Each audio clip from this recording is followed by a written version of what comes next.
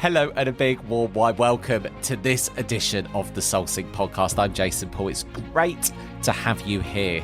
Now, this is a special one, this episode, because we're doing another Soul Sync session where we dive deep into one particular topic.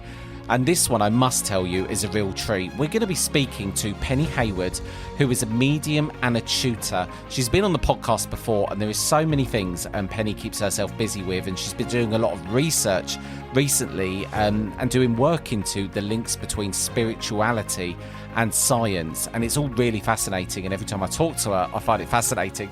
So this conversation is no exception to that. So in this special episode, we're going to explore the vast and living reality of our inner universe, the unseen energetic part of ourselves that connects us to everything around us. Penny explains how understanding the non-physical you, your soul, consciousness and vitality allows you to live in flow, deepen your connection to spirit and unlock your unique energy code. We also explore what it truly means to sit in the power and the underestimated role of the breath. And I can tell you, the underestimated role of the breath, I know a lot about that. And do you know what? I must do an episode even just on the role of the breath. We're also going to be talking about why every person must find their own combination of practices to awaken their awareness and not surrender that power to another teacher. We're also going to talk about how to balance the physical you with the non-physical part of your consciousness, and also the 4 key energies within the human field: physical, mental, vital and magnetic, and the lifelong process of unlocking your code through self-research and curiosity. Honestly, I bet you're thinking I couldn't have packed more into this conversation if you tried, and truly, there's a lot of gold in it. I absolutely love the time that I spend speaking with Penny. So honestly, you're in for a treat with this one, Soul Sync. I tell you. So this is my episode, or even this is a Soul Sync session episode titled Unlocking Your Inner Universe, a journey into consciousness with Penny Hayward. Enjoy.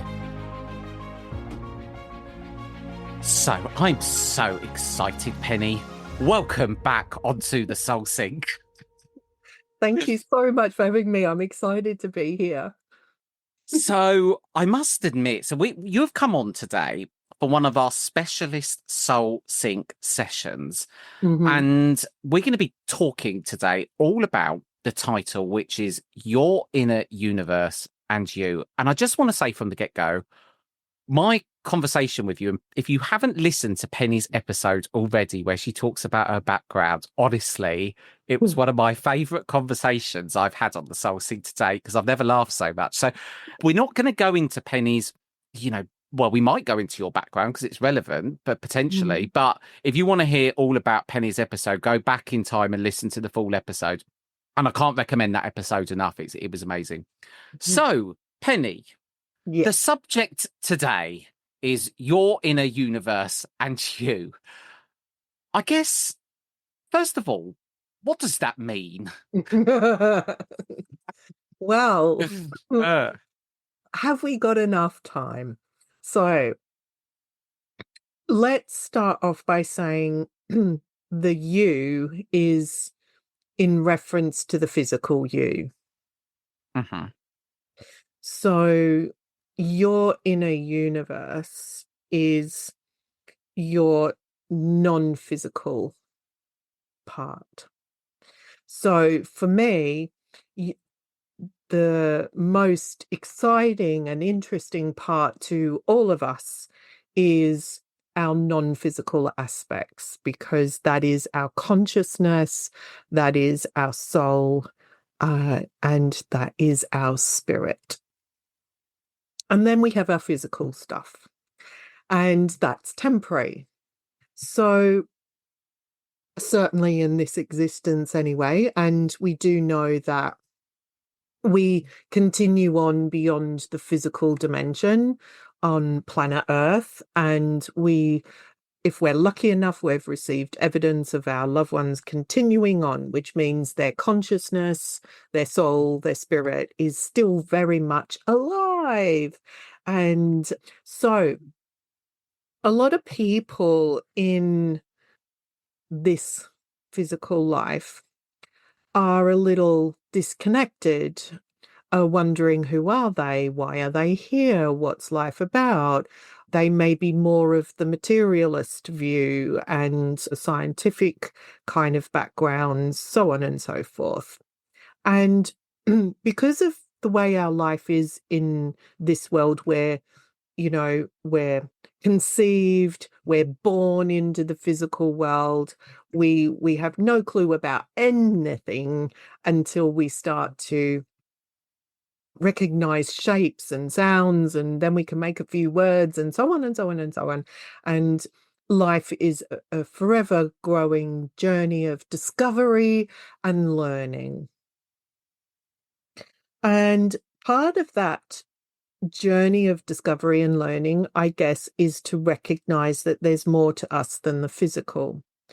So for me, the inner universe is all of that non-physical aspect to who we are. Now, technically, it's within and around us if we're gonna sort of, it's really hard to pin it down. I've tried really hard to sit and think, where is my consciousness? Where is my soul? Where is my spirit, etc., etc.? And I've tried really hard to kind of pinpoint those things. But generally speaking, I would say it's within and around our physical being. And believe it or not, we have the power within us, or if we have the right knowledge, we have the ability to be able to connect with that inner universe. And that inner universe connects to the outer universe.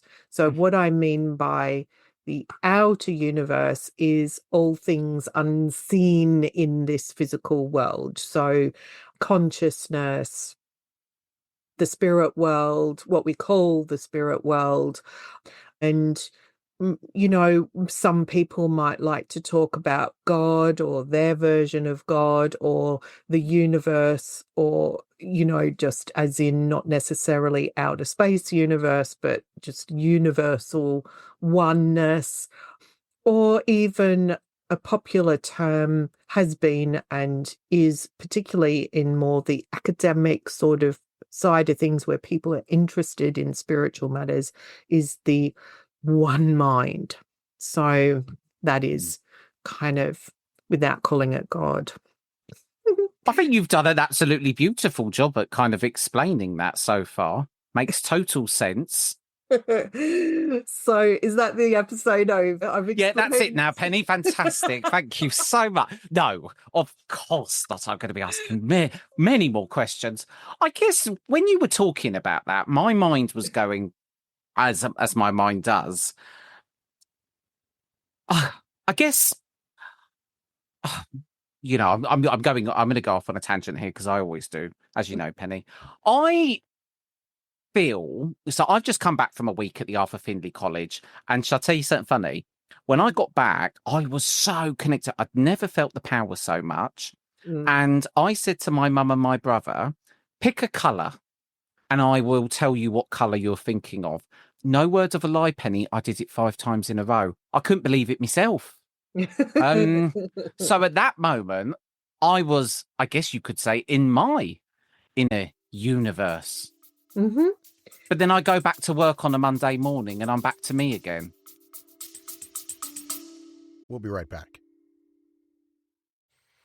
Hi, it's Jason. Sorry to interrupt your episode for just a brief moment to ask a favour. It'd mean the world to me if you could leave a review wherever you listen to your podcast, whether that's Amazon, Spotify, Apple, etc. I read every single one and they enable other people to find the podcast more easily. Thanks very much. I'll let you enjoy the show. Yeah, you're back to you. Yes, I am back to me because it's very hard to, and I don't think I've fully found my inner universe. And a lot of us are going to be sitting here thinking, this sounds bliss, Penny. We can have it all within us. I think I wish I'd like to be there more often as well. But I think what we have to recognize within this life, we are connected to and existing within the physical realm. And we're on planet Earth and we have a physical body, and that physical body has needs and so on and so forth. But as I was saying, part of our journey of discovery through this life is not just about having experiences and emotions and actions and reactions and learning and growing from all those sorts of life education things. It's to discover that there is more to us than the material and the emotions through the material life existence and more the physical life life and so forth. And I'm calling it an existence. Maybe it is. Maybe I actually felt that way about it for a very long time. I felt like I was existing and not living. And I think that when we access that inner universe, that's what plugs us into, as I've called it, the outer universe. And it's where we're, you know, in that flow of consciousness, we're connected to that one mind, we find our flow, we find our peace, we find our groove. And that is certainly partly to do with our spiritual journey and wherever that may take us, and whether we're mediumistic or not, we all have the ability to take some time to connect with our inner universe in whatever way that we can, in whatever shape that we can. And when we do, that's when we start to feel a sense of peace growing from within us and around us, and then has an effect on our environment, our physical environment, because as we feel at peace, we exude peace, and it emanates into the environment, and others will be like, "Oh, it's Zen here," and that kind of thing. And something just jumped into my mind when I lived in Southend, in the south of England. I was the very first person to move into a flat. It was a new build. And it was around that time that I started my journey to go to workshops and discover that non-physical part of me, because I was one of those people that was, who am I? Why am I here? Which is probably all in the other episode we talked about. And I then started to meditate, which I'd never really done before. And that was really hard because while I have a creative side to me, I'm very logical and practical as well. So chatty mind, bit of a hamster on a wheel in there. Me too. Me too. And so it was really, really hard, really frustrating. But there was something in me that was awakened and persisted, which is brilliant because I'm pretty stubborn as well. So then I started to hear about this sitting in the power business, and I found that very frustrating because I didn't feel that when other students were brave enough to ask, "What is the power? What does it feel like?" And the responses came from various tutors, I will say. There were quite a number that all were asked those questions and responded in their way. And personally, I never really felt like it was answered. Now, whether that was by design, because you're meant to discover it for yourself, or whether it was a naivety or a lack of finding the right words and expressions, because, it's really hard to try to put words to things that aren't tangible, shall we say. It is. So that whole inner universe and you is what sort of come into my awareness and understanding more recently in life. And I think it can be worked with in many different ways, many different levels. You don't have to be a medium, for example. And it can help us access our psychic abilities, because everybody has some form of psychic ability, whether that be a precognition of some kind or some form of telepathy, or whether it be reading coffee grounds. I don't know, it'll be something. So we all have that sensitivity that's there, and that is what I would categorize as our inner universe, because it's speaking to us. It has been speaking to us all our life. It's just that we get trained to ignore it. Like, we might say to our parents or our friends, we knew something was going to happen, or we feel like that's not a nice person, or whatever it might be. And it gets overridden. Don't be silly. Don't be ridiculous. Why would you say such a thing? So then you logically begin to disbelieve these non-physical senses that are trying to say, like, go here or listen to that, or do or don't, whatever. So when we start to have to retrain, Yeah. we then have to undo all that work that went into dismissing what we should have been listening to in the first place. And so now for some people, they're going to find that meditating works for them, and meditating helps them access their connection to their inner universe. And as I said before, if we're feeling at peace, it's within us, it's then becomes around us, it affects the environment. Well, if we're connecting with our inner universe in whatever way that works for us, and that's all part of unlocking the code, as I call it, unlocking your code. Because we're not carbon copies. We're not all the same. We don't all have the same combination of abilities. We're not all mediums. We are all psychics, but to what degree and to what type of abilities are they, and what's going to work? Is meditation going to work sitting there with gong music or drum music or no music? Or is it going for what I call walking meditations? Because for some people, they can't sit there. They just cannot sit there. They've tried every type of soundtrack, and that hamster wheel is just spinning at 1,000,000 miles an hour. So, but those people may find that by going for a walk in the park or a forest or around a lake or whatever it might be, then that hamster wheel mind slows down. I'm sure you know what it's like yourself, Jason. I do. Struggle with meditation. I'm getting much better at it, but it's because, like you, Penny, I'm also very stubborn, and I'm not willing to accept that I can't do it. So many things are running through my mind when you're talking.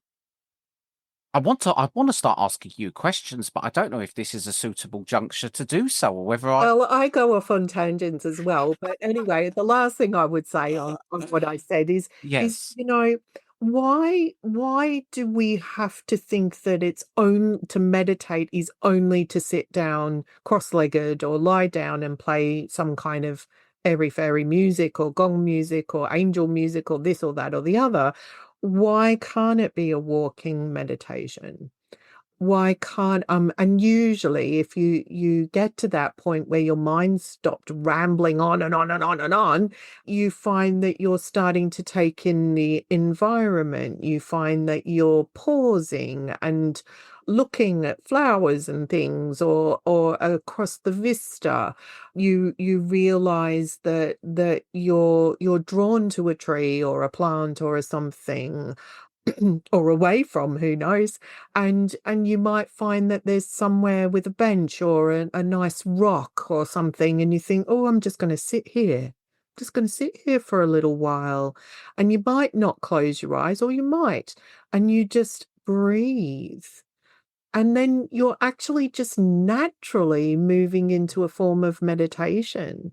I'm sure that's happened for you, Mm. Jason, and It others. has. I, I love going for a walk, and I do think that I find myself now being much more in the moment, like you said, drawn to things, and I'm trying to constantly listen to my inner, if I need to be somewhere, or like you said, not just be attracted to something, also go away. Like the other day, I got in my car and I just felt this like feeling that I must return. And now I do it with everything. And I do agree. I think that, I think that we in a world a bit now with spiritualism where there's so many people say you must do it this way, you must do it this way, and this is the way to do it, and it's information overload, and Yeah. it's I agree with you. I think it's a different experience when you sit in a meditation. I find that the experience is Well, different. yeah, the meditation is the art of being as passive as possible. Yes, It's yes. to not do as so to speak. So you earlier sort of said something about sitting in the power, and I kind of briefly sort of touched on I that. want to ask about this. I'm going to ask about sitting in the power because this is such a big thing that's relevant for me at the moment. Mm. When we last spoke, I was on probably an 8-month stretch of still not understanding what the bloody hell sitting in the power was. And I now know what it is because I've experienced it. And I have never felt such a connection and whatever. And when I was at the college, I was doing amazing readings, all from being in the power. My problem is, though, I am getting lost, Penny, in understanding how to get in the power. Do I? So I've just created a chakra meditation to try and open and raise my energy. And I'm getting lost in how the hell do I find the way to do it when I sit for spirit every day? And I just don't really understand. Am I getting lost in the technical, side of it? How do you get in the power? Is it like a Well, switch? What's your yeah, look, I mean, that has been a journey, let me tell you. So this is why I say to people it's about you unlocking your code, you understanding, you understanding you enough to then unlock things to then be in your inner universe. But also, sitting in the power is a form of being in your inner universe. Hmm. Now, the whole sitting in the power thing eluded me for a very long time. I found it quite frustrating, and Me too. I felt like I was hearing lots of different answers and no kind of continuity. And I guess what we could say about that then is, well, isn't that part of unlocking the code? Whoever's teaching, all I can do as a teacher is to explain things how I understand them and what has worked for me. But that doesn't mean it's going to work for, if I have 10 people in the room, it's not going to work for all 10. But I can offer lots of different experiences which will then help all 10 people to access or find unlocking that code within themselves. Right. So Hmm. that's what I would say about sitting in the power. Now, in terms of for me, I had to understand it to then be able to talk about it. So if I was to explain it to you, to sit in the power is a passive active exercise. So meditation is just passive, to do as little as possible, to have as few thoughts cross your mind as possible, because of course it's impossible not to have a thought, but as soon as one comes into your mind, you don't want to engage with it. You don't want to sort of be sat there and then all of a sudden you think, oh, must buy chicken at the supermarket. And then you're like, oh, and actually I better get potatoes and I better get celery, because then what's happened is you've started to engage with the thoughts. Whereas if you got must get chicken and then it sort of goes through the other side, you've not engaged with it. It's just crossed your mind. Does that make sense, right? I'm with you so far. But as soon as you said passive and active, already I'm thinking, hang on a minute. So what really helped me with having a hamster wheel mind and a logical mind and things like that was I thought, well, obviously it's really difficult for me to not have a thought, but the not engaging with the thought was unlocking part of the code. Then, and not to beat myself up and give myself a hard time because I can't do this, it's frustrating. So then the next thing was which came years later, but it was such a blessing. And I tell this to many students who are logical, is give that part of your brain, that your mind that deals with logic, the job of observation, because the logical mind is the you, is of the physical, is practical, is I've got to get from A to B, how do I do it, and what time is it, and so on and so on. So it's that bossy part in your head that is, I'm in charge and you will do what I tell you to and when I tell you to do it. So that's that sort of side. That's the you in this whole conversation. Mm-hmm. So what I learned to do was to give it a job, because that's what it likes. It likes to be in charge and it likes to have a job. So I literally was like, right, you to the side and observe. I love that. I loved so far the way already the code and the understanding, and you skim over it, but the fact it took you years to understand and to get to that point, and I really get that. It's taken me a year to just even understand what the power is. Now it's probably going to take me 4 years to understand how to access.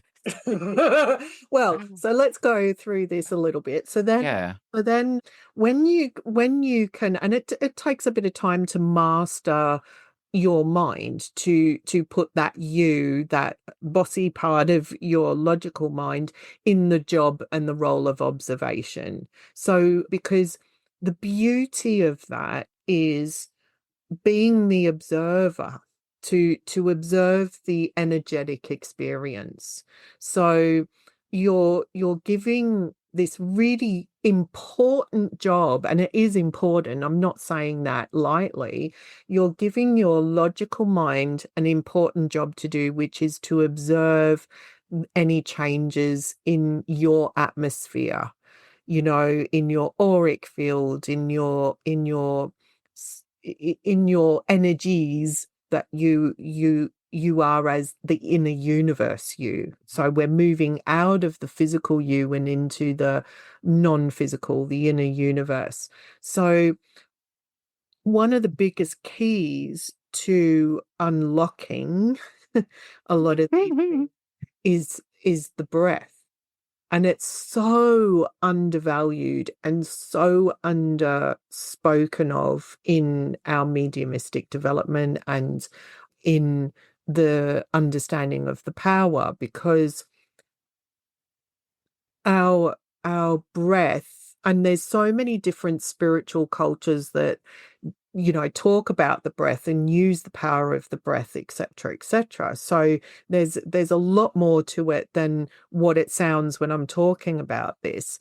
And I found an amazing book, which, don't ask me to tell you what it is, because when I was recommending it, it went up to, somebody was selling a copy for £500 and it's not worth £500.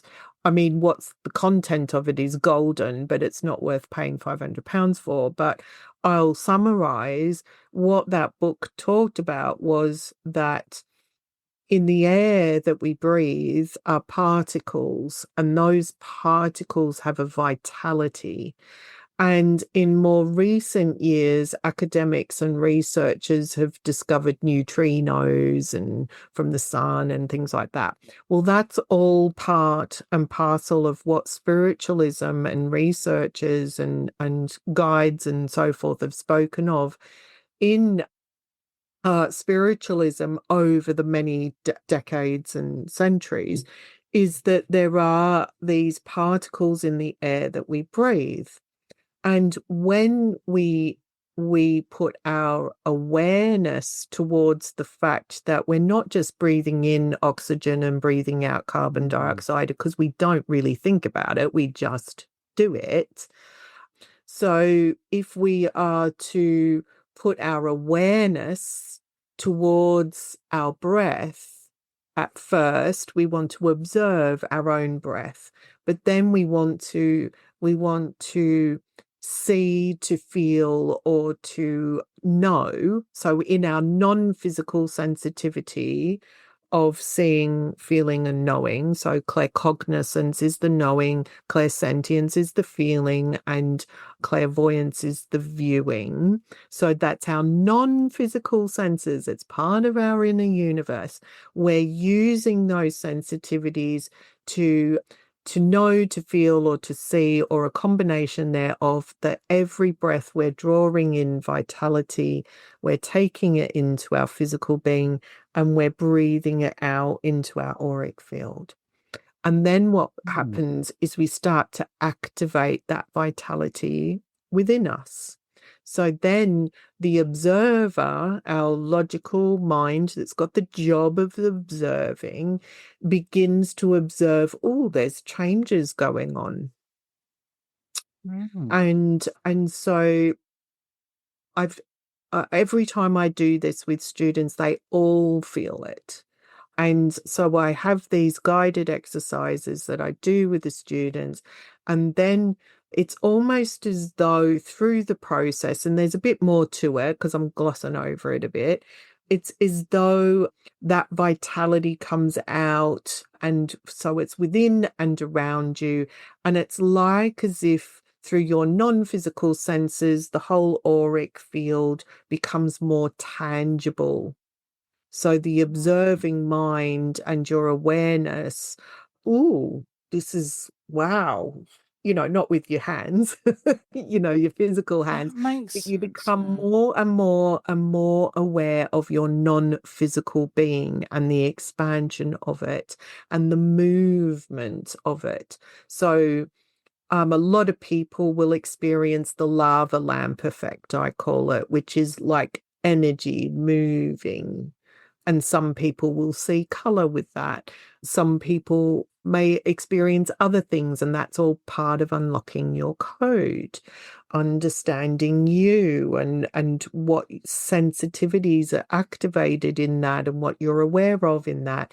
And that then, for me, is sitting in the power because you're building up that vitality, and it's the vitality that's in the air that you bring into your being, physical and non-physical being, then gets stronger, bigger, brighter, however you want to talk about it. And so you're a bit like charging up your mobile phone. When you plug it into the power source and you turn it on, the battery goes up. So effectively, sitting in the power is to charge up your vitality. Okay. And so, like anything, if you're going to turn off the switch or pull out the plug from your mobile phone, it might only be at 67% because you've got to dash out the door. So if you've not got the time and you're dashing out the door, then your vitality might only be at 15%. So part of the reason why, not the only reason why our mediumship can be inconsistent, or our feeling of being connected to our inner universe or the one mind can be up or down is because we're not giving ourselves the opportunity to recharge and activate and empower our vitality, which is our inner universe, which is the non-physical attributes of the truth of who we really are, really. So if we're only going to give it, 5% charge here and there and here and there, we're always using it. So we're Yeah. never really getting up to 90, 100%. So therefore we're going to have inconsistent experiences.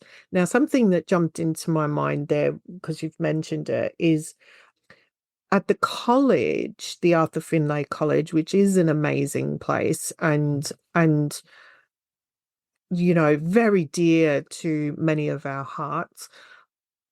There's, if you like, the vitality of the college has built up over the years, over many Yeah. years.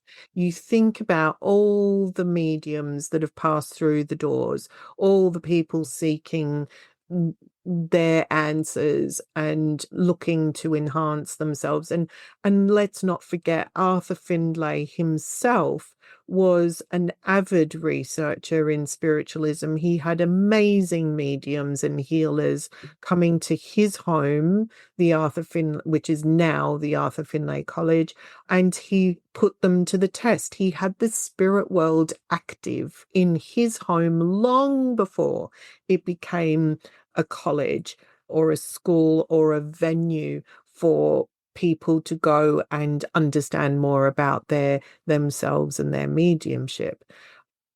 So you think about how long the fibers of that building have had that kind of vitality building up within its walls. So it's no wonder that when you have a wonderful week that really sings to your soul, that you like have a flyer and you're kind of like on cloud nine and it's like you can't get much wrong and you're like, whoa, this is amazing. And then you come out of that environment into the harshness of the world, which Yeah.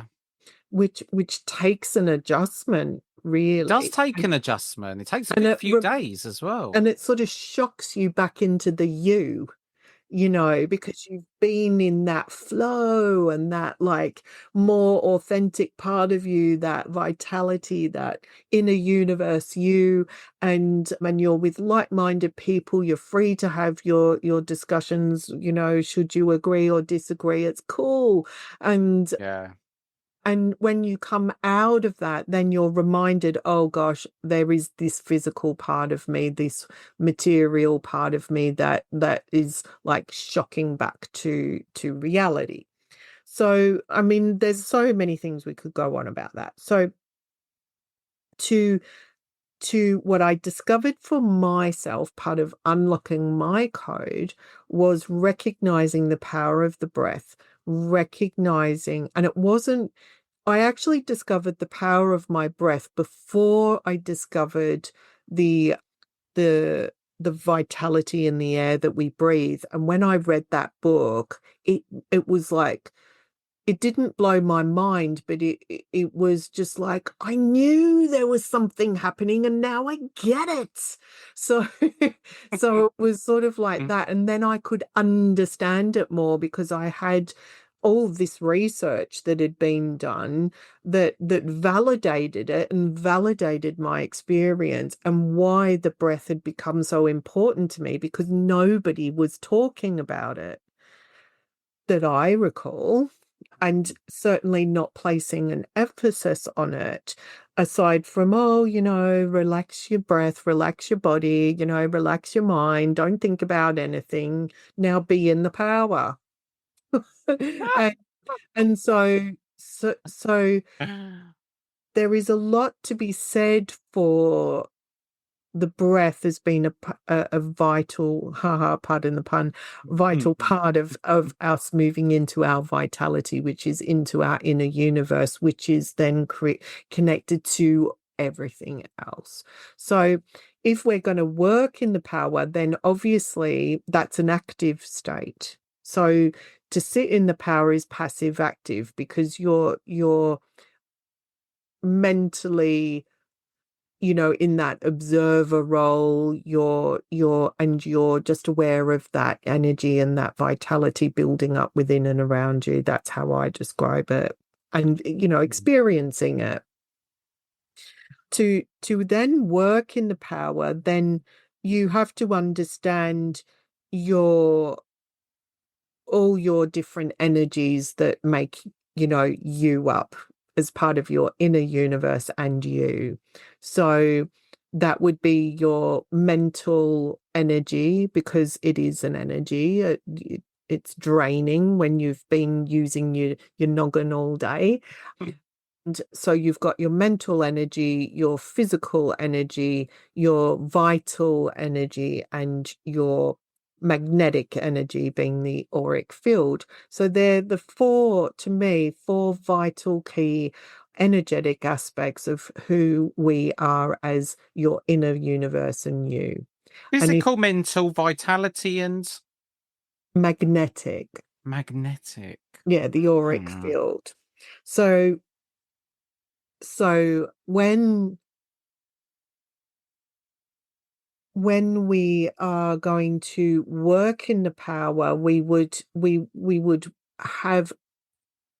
know ourselves that well. We would know how we're going to go, because if you're physically exhausted and or mentally exhausted, you're going to find it harder to get into the power. But if your vitality has a strength to it, then you're gonna do well, because that vitality, you're gonna do well enough because that vitality is gonna carry you. However, when you're finished, your vitality is gonna be, which means that you're back to your physical, mental exhaustion, and your vitality's run down. And this is where people get into trouble, because they're not understanding all the different energetic aspects and the toll that it takes and where they are. And if you're working a full-time job, and then you're doing like a demonstration, and you're doing this, and you're going to classes, you're all over the place. So you've got to understand, I think, or this is what's worked for me, more about your the energetic aspects of who you are. So for me, when I want to work in the power, there's more to it than this, because I have my intentions and so on and so forth. And there's a whole preparing. If I'm going to do a service or something like that, then I would, as I'm getting ready and choosing the outfit, and in my case, putting on makeup and so on and so forth, in that whole time, I'm like, okay, spirit world, we're going to have a good time, and let's have this. And, like, it's not a checklist, it's just a chat. And it's setting the intention, and like, I'm looking forward to this, etc., etc. And so you're preparing, you're physically preparing, you're mentally preparing. And then closer to the time, I would then start to become more aware of my vitality. And so it's kind of like warming up the engines before we really get going. So my awareness goes towards, building up or preparing the different energetic aspects of me for what I've got to do. And then it's when I stand up, I use my breath, I'm in the power. That is, everything you've said is just absolutely fascinating to hear you talk about it in that way. And it does make sense, because I guess when you're in the power, you're trying to expand your energy, you're trying to speed up your energy, and I guess you're trying to strengthen your energy as well. And it makes sense on why the breath is tied to that. Do you know what? I find it so fascinating because, like you said, I've had so many different people kind of you hear all these different versions, and it is a code. It is a code, and it's trying to understand what works for you. Yeah, I think it you absolutely explain that is. so beautifully, and that makes sense because I'd never considered the four energies either. I'd No, never. because that's something that I've come up with, and that's something I talk about, and it's and it makes a lot of sense. So I teach It it. does. So I bring it into the teaching that I do, and I help people to understand it more and the importance of it and why it's important. Because otherwise, if you don't recognize the importance or you don't understand the validity of it, then you're going to dismiss it and ignore it. So I like to think that I can bring a logic to and a practicality to understanding all these things and make it understandable. So what I've summarized in this short space of time has taken me, 20 odd years to understand and be able to boil down into a simple synopsis. But you have to put the effort in, and this is the thing. What's the most frustrating thing I find as a teacher is, especially nowadays where we're living in a fast-paced world, everything's 3 minutes on TikTok. I mean, whatever happened to having a 40-minute attention span? It's like down to Mm, 3 minutes. So, yeah. and everybody wants to know everything in 3 minutes. Well, I am sorry. I've got bad news for you. If you want to understand the power, if you want to understand mediumship, if you want to do it and you want to do it well, you have to put in the time and effort. And there's no two ways about it. If you think you can do a weekend workshop and set up your shingle, as it's called in some places, and Mm. promote yourself as an international, interstellar, whatever you are, then wow. But hey, you know, each to their own. So I think we it's really undervalued how important bit researching yourself is. So, as you may know, research has become quite important to me only because Yeah, I've yeah. read a lot of books, I've had my own experiences, and I think that to be good at what we do, we have to understand ourselves, which means we have to put in the research. I So love the way that I love your mind. Your mind is very similar to my mind, Penny, and all. sorry about that. No, well, do you know what? I'm like that. I need evidence, and I love the fact that you're that way inclined, and you don't just trust anything. You want to know the facts and the science and how it works, and Mm. I know that you're doing a lot of that these days at the college as well, and sort of bringing science and merging it with spirituality. I find that so interesting. I do too, but I mean, look, I'm just a little fish, really, and uh, I'm interested, I'm curious, and it's taking me on a journey, and I love that. So, and I really would love to see more people embracing it. I'd love to see more people really investing in themselves and really investing in truly understanding their code rather than going, okay, what's the 3 easy steps? I have talked about your inner universe and you in a very easy, sort of logical, practical kind of a way, but it's not that simple to It's do, not. to understand. And I just really hope that people listening and people on the journey will embrace the fact that it is a journey, and I'm still evolving. I'm still learning. I'm still growing. I'm still having these little epiphanies and coincidences and things. And one of them was actually I picked up this little booklet and Intangible contact. yeah. And I only picked up this book last week, booklet, and actually it was written by somebody who was doing automatic writing. And guess what? The first chapter is called The Inner Self.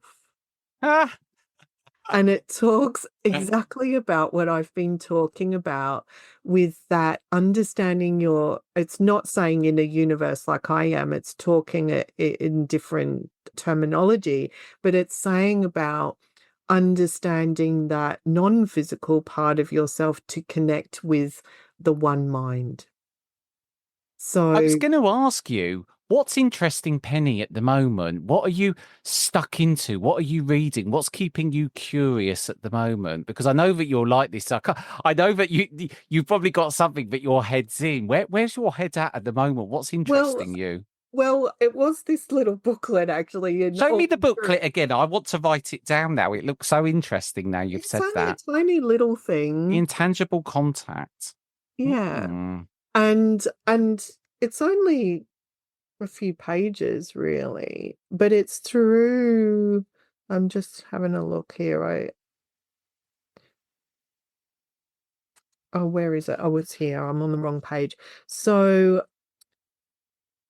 the intangible contact used a sensitized instrument, Louise Mayer, meaning the medium is Louise Mayer, Meyer, who wrote Hmm. automatically. So it uses sensitized instrument and things like that. That's kind of the terminology used in the little booklet. I have no idea whether it's available anywhere because I was fortunate enough to get it from a spiritualist church that had more than one copy. So I got my little mitts on it, I did. But I actually also picked up another book. I've got a whole pile of books. I've got so many behind I've got me. hundreds, but I've got a whole pile of books next to my bed, and I keep putting more on, going, oh, I want to read that. Oh, I want to read that. And I'm there's exactly one. the same. There's one I also picked up last week, which is about spirit photography. And I thought, oh, that sounds really interesting because I've kind of gone through a phase of reading books about spirit artists because of working with a spirit artist. And I also have my Soul Quest week at the college in November, and where I've got Richard, who's the spirit artist, working on the team, but also I'm looking at automatic writing and speaking and things like that, inspired speaking and so forth, and as part of the course. And so I've kind of gotten interested in these different research books. There's been a few I've read recently, but I tend to post them on Facebook. So you'd have to scroll through my feed and see Oh, what well, I'll my head is. definitely be doing that. I'll definitely be doing it. Do you know what? I think this has been such a wonderful conversation. And I think you've done well. It's really helped me to understand a lot as well. But, like you said, Penny, I'm going to be backtracked trying to crack my own code. And I know what's going to happen. I know I'm going to end up listening back to this again because even when you said it, you've spent 20 years getting to that point, and I know that I'll listen to it and think, no, I'm going to take that bit and that bit might work for me. That bit is, perhaps numeral 1 on my code, but I need to work out the others. Yeah, and you have to have your own journey and experience. And the thing is, we do take a little bit from here and a little bit from there because no one person has all the answers. So you've got to, I think it's good to go to different teachers. When I went to the college, I went to different courses and different teachers. I didn't follow one group or one person or go to the same week year in, year out, year in, year out. I might have gone to the same week twice, and probably had different teachers. So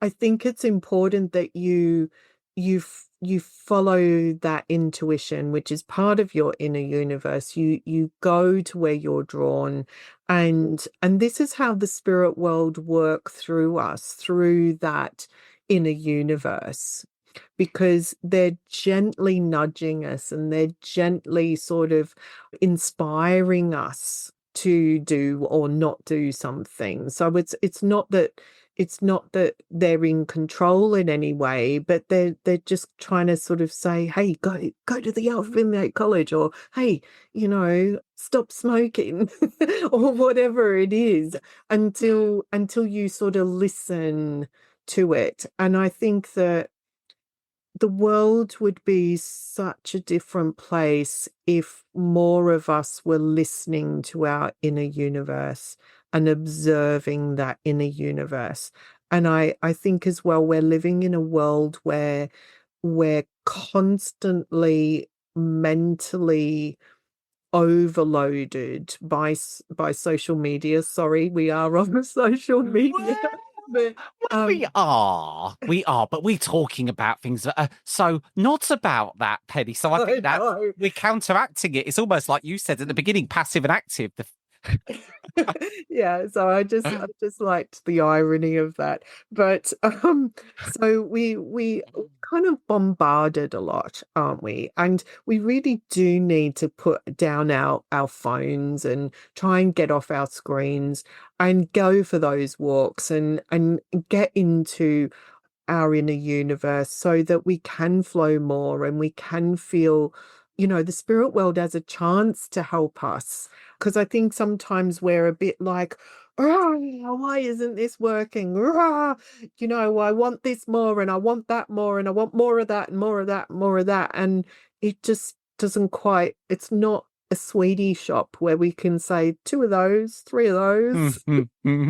It's a process and a journey, and we should embrace it and enjoy it, and it is going to be up and down, but that's the beauty of it. And when we have those real joys of discovery and unlocking part of the code, and it opens us up and it blossoms, and it's such a magical thing.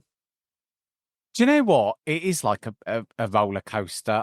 I've never wanted anything so bad. It's like 1 minute I'm up, then I'm down, then I'm emotional, and then I'm thinking, oh no, I can't do this. Then I'm back to it again. It is like that, and I think you're right. You have to embrace it. You do have to embrace it.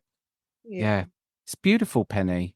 But you know what? That leaves me just to say thank you so much for doing this special session today. It's been beautiful, and I'm sure everyone's enjoyed it as much as I have. Good. Well, I've enjoyed being here, and it's always a pleasure to talk to you. Good. And if you do want to find out more about Penny, just go to the show notes and her email will be there. Penny, it's been beautiful. Thank you so much. You're so welcome.